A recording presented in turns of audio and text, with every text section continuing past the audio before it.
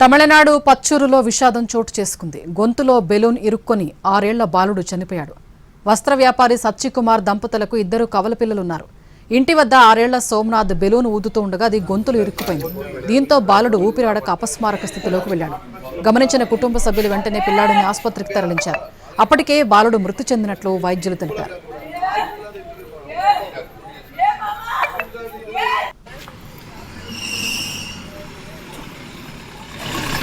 తమిళనాడు పచ్చూరులో విషాదం చోటు చేసుకుంది. గొంతులో బెలూన్ ఇరుక్కుని 6 ఏళ్ల బాలుడు చనిపోయాడు.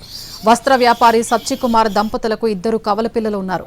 ఇంటి వద్ద 6 ఏళ్ల సోమనాథ్ బెలూన్ ఊదుతూ ఉండగా అది గొంతులో ఇరుక్కుపోయింది. దీంతో బాలుడు ఊపిరాడక అపస్మారక స్థితిలోకి వెళ్లాడు. గమనించిన కుటుంబ సభ్యులు వెంటనే పిల్లాడిని ఆసుపత్రికి తరలించారు. అప్పటికే బాలుడు మృతి చెందినట్లు వైద్యులు తెలిపారు.